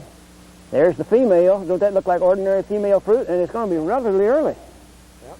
But it's got male flowers on it. And what you and Bill have got both the female and... Yes. Good. That's what I was worried about. Yeah. To our knowledge, this is the only one, just that limb. Now, why is that one limb like that and all these others just like a typical male with a tiny fruit? I don't know why on the early golden, and what was the other one that puts out a limb that has male blossoms on a single limb? There might be a relationship there. Well, I'm sure there is. This article that Romball discusses this. And I wrote to John Gordon, and he says it's a seedling of, that they got seeds from John Talbot, and they felt they were early golden seeds, but he said it could be John Rick, but I kind of doubt that, but he doubted it too. But so it does have early golden genes in it somewhere. It's interesting to know what takes place, what changes to cause that limb to change. That's right. It must be something in chemistry, and maybe if we knew that, we could develop a test so that we could test a young seedling if it's going to be male or female. Talk to him. You sound like him. Where's our chemist? That's Morris Burton XG2. Morris Burton G2. There's not juice in this. This is early golden that you just picked up. Now you can put that in your mouth and don't worry about getting.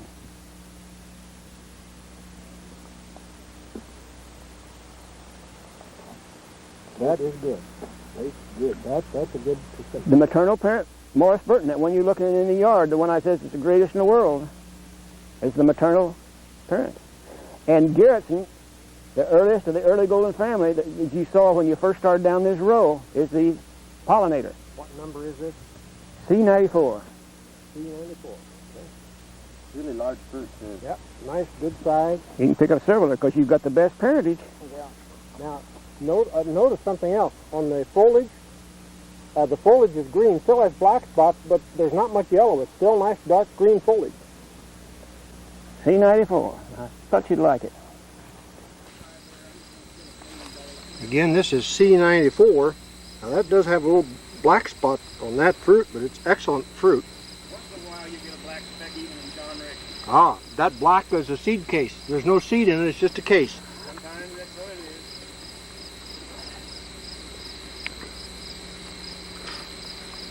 is. Nice, pretty, nice, clear, juicy, excellent.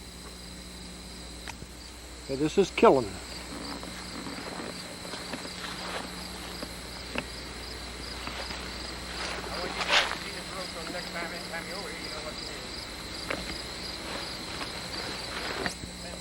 Now this will be the first killing I've tasted this year. A little dry, a little caramel taste. Just a minute.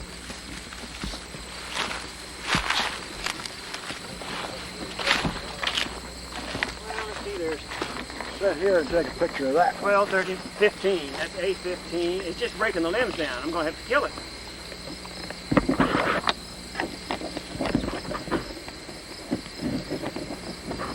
It's just breaking the tops out. This is it every year.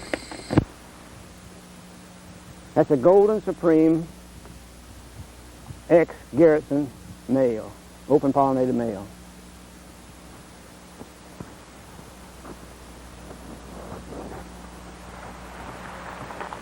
Here's killing C119.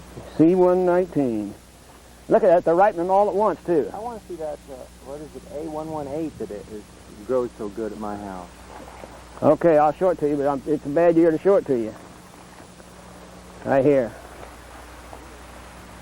Let's taste this one. Here's some of the fruit off of the C119. We'll taste the smaller one.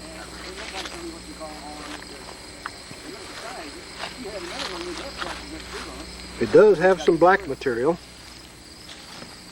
I don't know, the taste is not that outstanding. I don't even have that unless it is an early one, but I will this week. I like it for a commercial possibility. I like it because they're nearly all ripening at the same time. The first one I sampled had a lot of black material in it. I concur with you. Yeah, not a whole lot of taste to it. Yeah. Which one's that? This tree? No, this A119.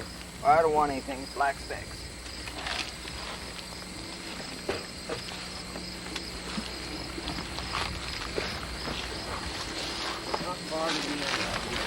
This is D118. Agency D118. Yes. 128. 128, you're right. But it's got pretty good foliage, nice big fruit. Would be good conversation piece for your backyard. If I had a nursery, I'd sell it that way. Now what's its good point? Well, I personally think it has excellent taste. I really like the see taste. this thing? I've got a woman that comes, she goes through here every once in a while, and whenever she finds something good, she ties her marker on it. And she thought it was great, and I checked it. And That's what, C1? D, like in dog, 128. I've got that one. I imagine you have. yeah, nice cut sign with it. Now Yes. tell me whether you made a mistake or not. All right, now this is H128. That's right. See This the is the nice first fruit? time that we've had the privilege of sampling fruit off of this. Last year when we were here, the fruit was all gone. You have sign with it. Those fruit are beautiful. Taste it, see what you Oh, think? that's good taste. Sweet. I think I've got it listed as a winner in my books. The first, It's not runny juicy. It's a medium juicy. the first half only had 2 seeds in it. That helps in handling, because lots of times handling between the orchard and the pulp mill has got something to do with it too. Seems to me I don't detect any astringency here. No. No, me neither.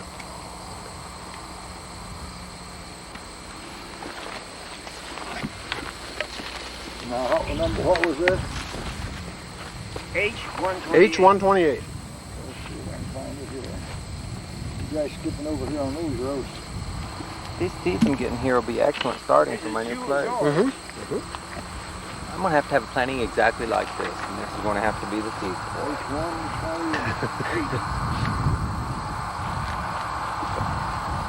Unless a person resorts to deep science like genetic manipulation, this is the best you can do.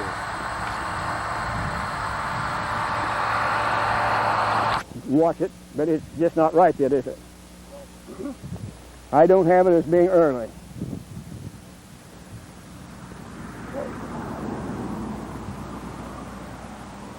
F128. F128 would be back. DEF. Morse Burton George. Yeah, they're falling.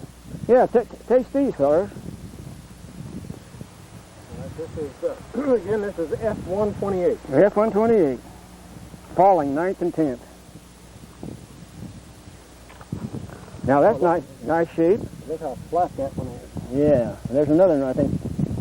Where did I see one? No, that is not fit to eat. No, but Here's it's one. flat. There's one.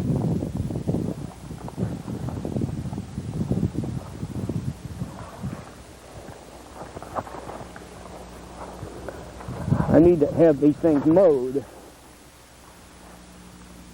That is not nice enough. This one is full of seeds. It tastes good. This one's got good taste. Well, you might like this one better, David. This one is not as juicy. This is a little bit firmer. Did you get one? No, couldn't find any. I don't know what it takes to shake a tree. I think in the past we found that it doesn't pay. I thought I heard one.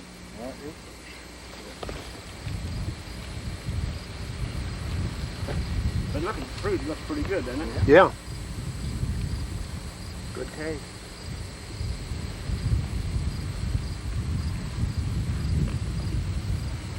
No black specks. What do you think?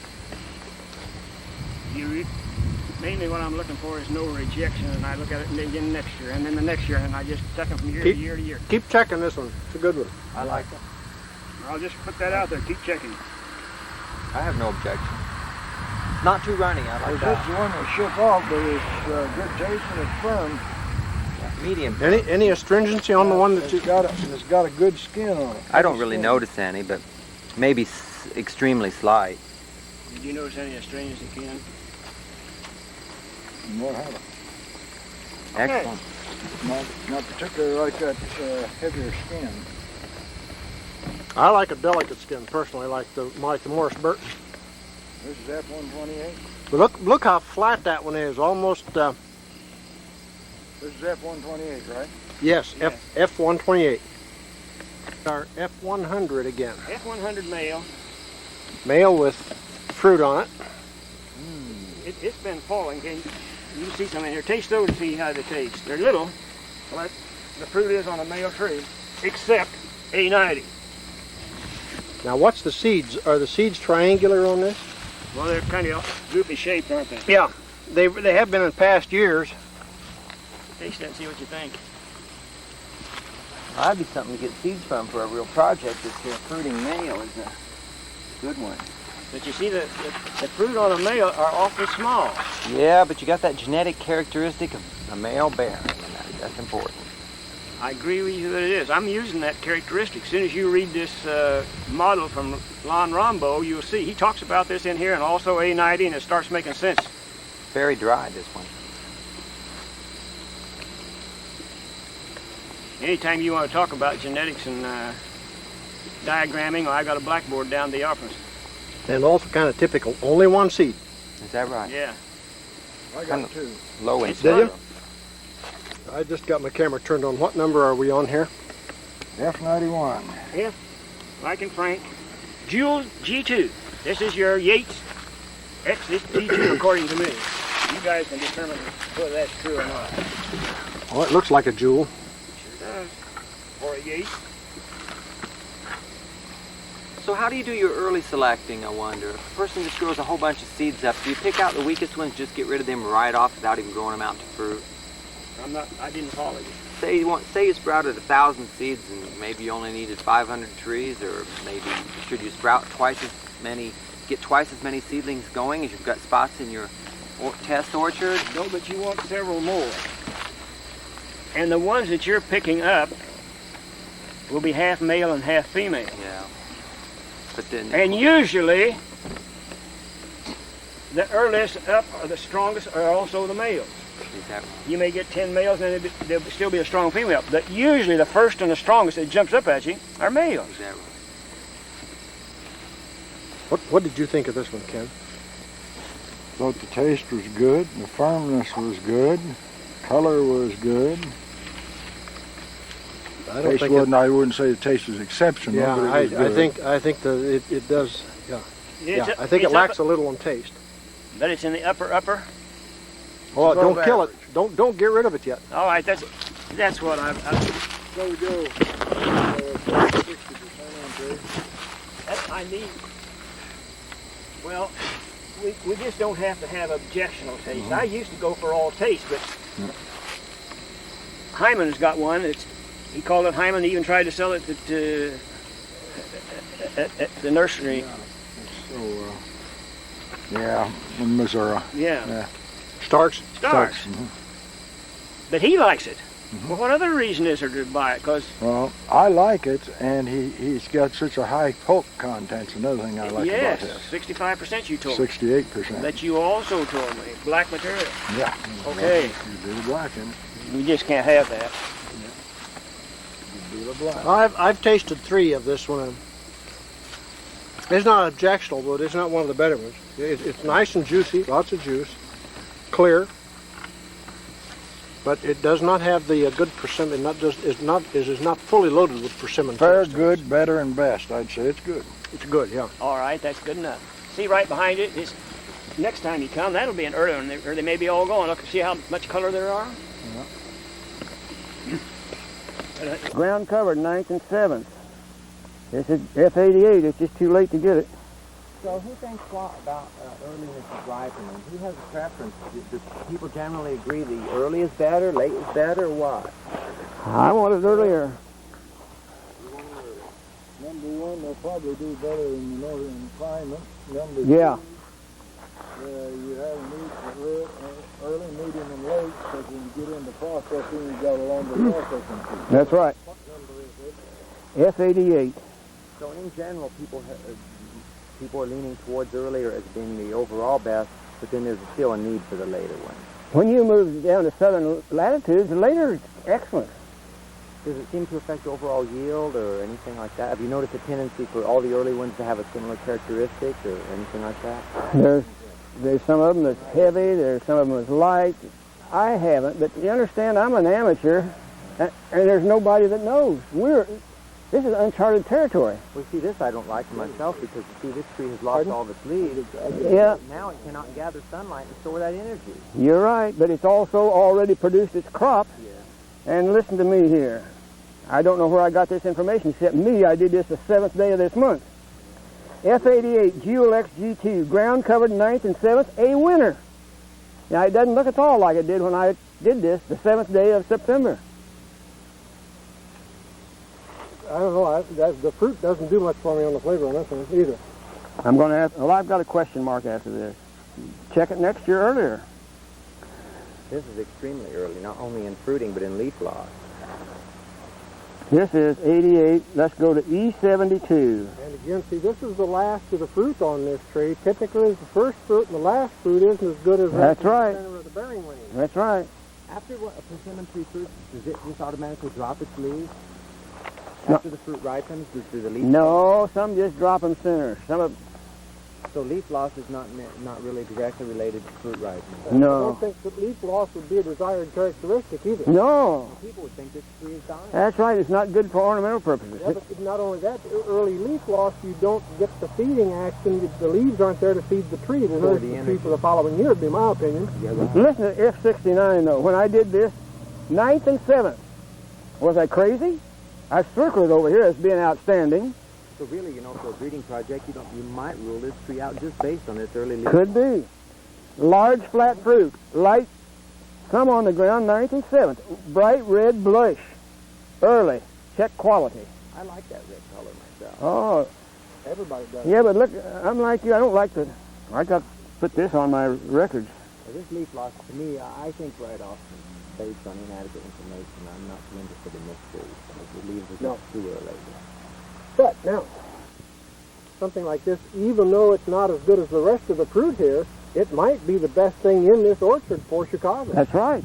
It needs to be tried up there. I've noticed a tendency for persimmon to lose the leaves on this year's growth earlier than it seems to on some of the other, on the back stuff. Well, I guess they're all on this year's growth, aren't they? The leaves. Are they? Hey, what? Also, look how this one bushes. Just bush. It thinks it's a bush. It doesn't know it's a tree. Yeah. Is this 87? Yeah. Oh, okay. You're right. That is very much bush-like. Yeah, remember the one up in the yard, David, where he used the bushing inner stem? Yeah. On that John Rick? That's off of this tree right here. Yeah. It obviously does not pick a central leader automatically like the rest of them. Of course, that's Even the one that is trying to act as the center leader, look how many V's it has. Look how, but there's severe damage there in the, I guess you call it crown, whatever. And that could easily be contributing to this bushing effect. But if that's the case, then why isn't this leader here, which Yeah, you're is right. the best one, why isn't I it? didn't mix a lot. Right, it seems to be bushing also. Yeah. The side branches seem to be growing as much as the main leader. All right, these three rows right here, 69 and 72. Maybe in 5 years I'll make. What number is this? This is F80. I don't even have it. F80? Yeah, I don't even have it. Fairly attractive. Medium firm, no black specks, It's a Jewel XG2. good flavor, no astringency. I like it. Wait a minute. All right, on ground. This is 9th and 12th, didn't it? How about the taste is good? Satisfaction to me. Yeah.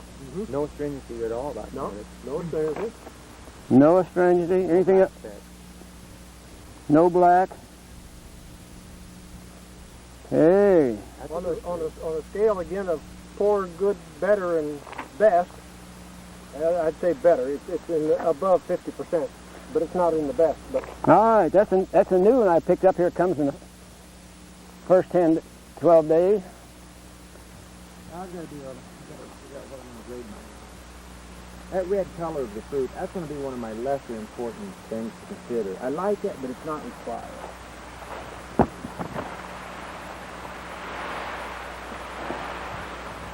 We want D77 and F69. We got a long ways to go, unless we just pick up one like that. Are you on? Yeah, okay, I got that one. That's what we want to check. I'm laying over on the other side. This is E72. Well, I want D77. Let's see, 72, 73, 74, 75, 76. No, it's just got a flavor, but it's not what I've been happy with. Forget D77, they're all gone. Well, Falling 9th and 6th, all about ripe. Gone 9th and 12th. this one lacking in flavor. We all agree on that. All right, this is D72. Yeah, it's good otherwise. There's no black specks, medium and firm, good outside color, but just bad, not bad taste, but lacking in good taste. Okay. All right, this is one I saved you some up in the office. I thought maybe they'd be all gone. Mm-hmm. Okay. Now, I still say 7. 69. To start with, my first one's got some specks in them. Some, I call it light specking. Medium firmness. Yucco. Now this is the first one I've tasted I don't like. Well, that looks like it might be partly spoiled. Pick you up a fresher one. Maybe it was rotten. Who knows? now this is very often, David, when you find one that the skin is pierced, You want to make sure they're just falling in they can be spoiled. this is another one of those. It's When they do get spoiled, they don't have a really rotten taste, just good, a bad better, and taste. best. This is a good one. Yeah. And now when you talk about caramel taste, this one's got Now, a... this has got a distinctive taste. This Yeah. is different now, David. Yeah, and it does that.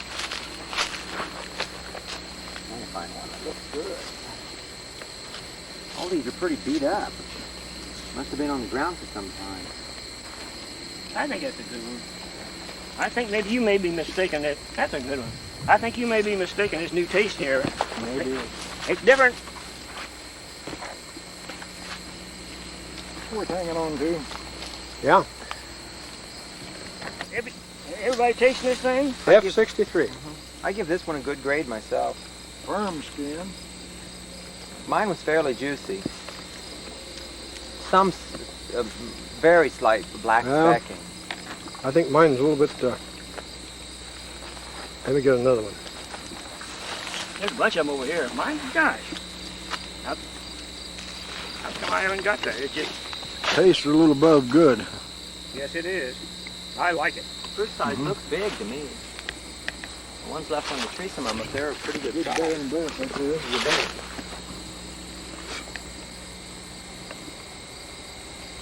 ground covered.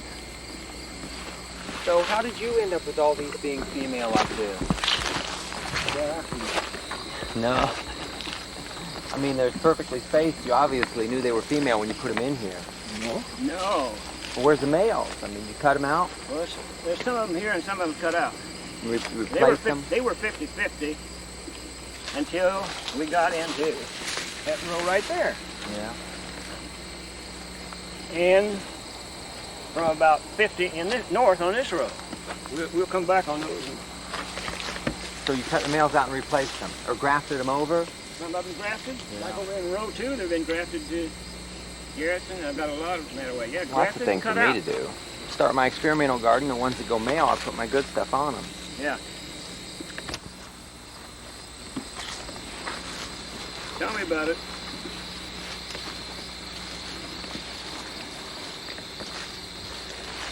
Good sized fruit. My gosh. Look what 3 days have done.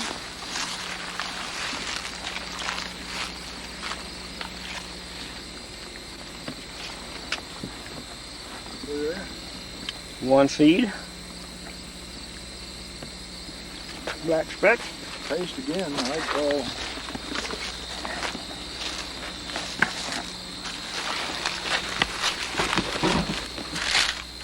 That's a good, better, best. I'd call this one better.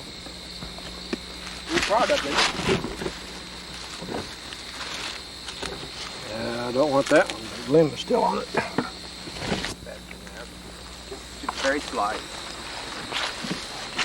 Clear skin, few black specks. Well, even before now, that in 3 days, that's done. You can see there's no little fruit under there, but look how heavy. Yeah, I'll start fermenting this again tomorrow, and I'll pick up a lot of new ones.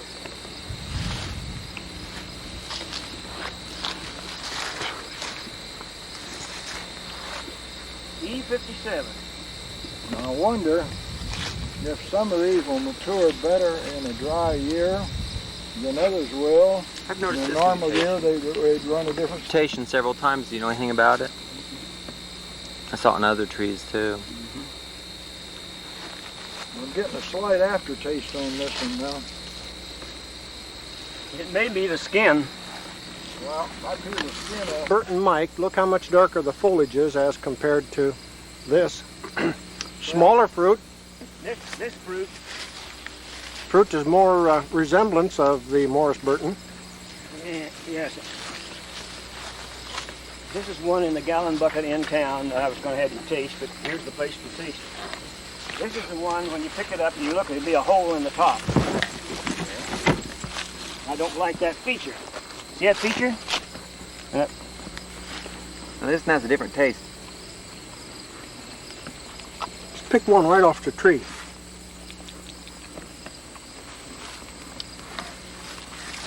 Well, I don't see a hole in this one. Well, once in a while they aren't. I think it's got a great taste myself. Tell right off.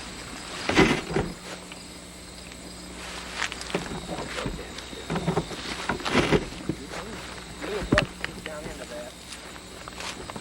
You have to soak them in water. This is more like it. I want to pick up the ground a little bit.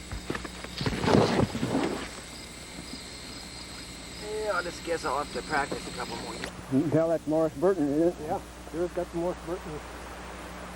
No, I don't have this one written down yet.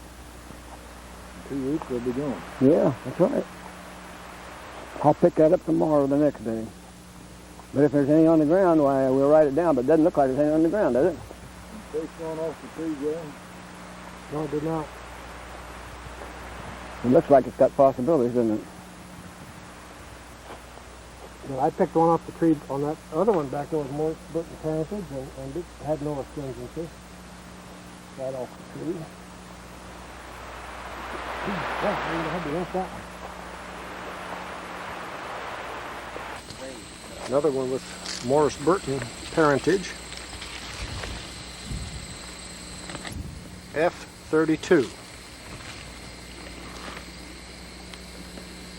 Now wait a minute. I've got F34 showing fruit fall. Let's see that. Probably. Well, there's stuff under it here. Which tree is asking about? 34. Yeah, more information on F34. Again, you can see the Morris Burton. Yeah. Did you taste this one, David?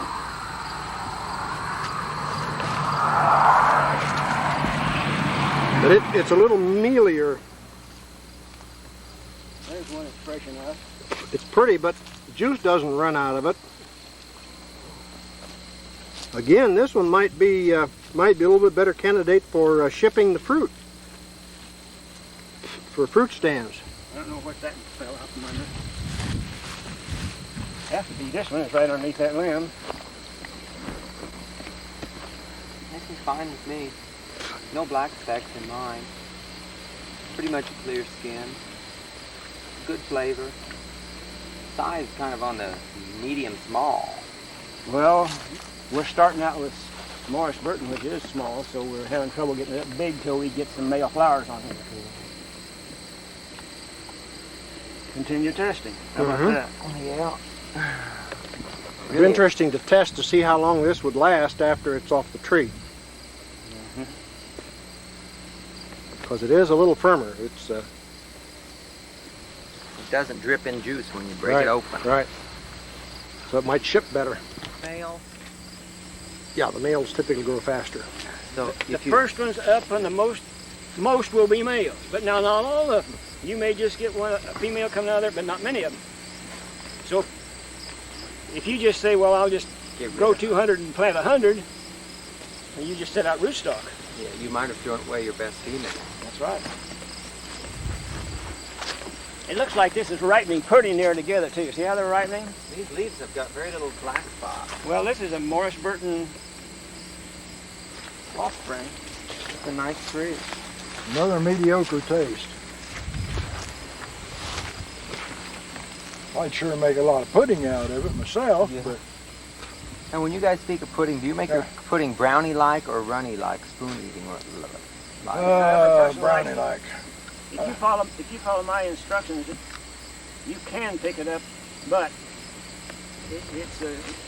you better eat my spoon. Okay, now Jim, last time I was here, it was mid-season. A bunch of the early ones were off, some of them wasn't. Yeah. And we run a larger gamut between poor, medium, good, and extra good.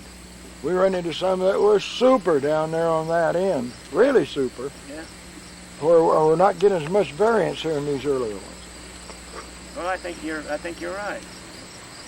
Most of these early ones seems to be better, but they may not be outstanding in some of the others. I notice a lot of these do have a hole in the center. Yeah, that's a bad feature. It just comes in there automatically, doesn't it, as they ripen? Yeah. You couldn't sell that fruit at all, see? Yeah, it looks like an insect's been eaten in there, but really it hasn't, I don't believe. Okay, we're E14, and the next one we want would be H14, wouldn't it? All right, listen. These are still planted here on 10-foot spacings about halfway down. But these are all early golden family male flowers that pollinated the females to get these trees from here over. So as you see these, we have at least a 50-50 chance of being able to find a male flower on these and do further crossing. So as you study... What row is this you're standing in? G. This is A. That's right. So both of these are Jewel, X, Garrettson, and early golden. So now we think right off that this might be a couple of the best crosses we can get. And this year is the first time they're coming into production. However, somebody last year found a number on down here and got some fine wood off of it. Who was that? Did you do that? We move over. So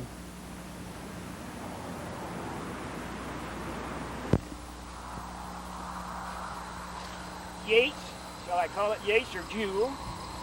X, early golden, Yates, Jewel. Look at this one. Isn't that nice? Yep. That's Garretson flowers off of Garretson. Male flowers off of Garretson is the paternal parent.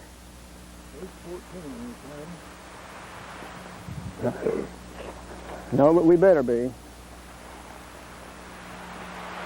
1, 2, 3, 4, 5. This is 6.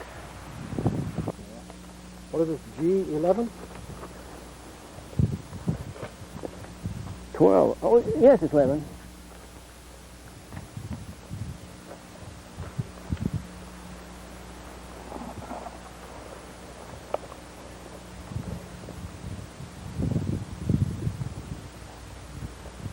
I haven't got it on my early list, but I'll start adding it tomorrow, so. What's that across? I'm not excited about the taste of this one. Maybe it is. Try a different one. This is a Jewel George cross. No, this is a Jewel Garretson cross. These over here are Jewel Early Golden. Still had that same off flavor. Yeah, okay. The G11, none of us were excited about the taste on that. Now here's G12. I mean H12.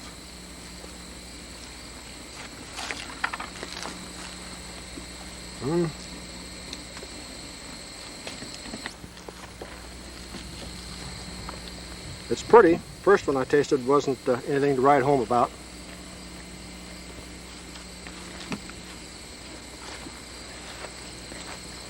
Neither is this one. Just bland. G12. Cardboardy taste. Huh? Cardboard-like taste. G12 not good. Quite Yep. a few black specks in it. H12.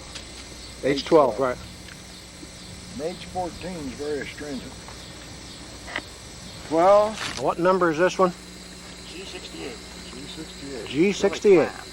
Jewel George. I like the flavor. See? I think this one's past its prime. Yeah, that's an old one. Now we want a 69A, 68, 69A over here. Yeah, there's two on the ground. That was nice and juicy. Above average taste. Orange Burton, it's early golden. At least those genes are there when you plant the seed. Yeah. Of course, you'll lose half of the genes, but All right, this is H118. We all agree. Excellent. It's large. Excellent taste. Juicy. it's Jewel X George or Yates X George. I think overall we just And I rate want to test this one in my rootstock area.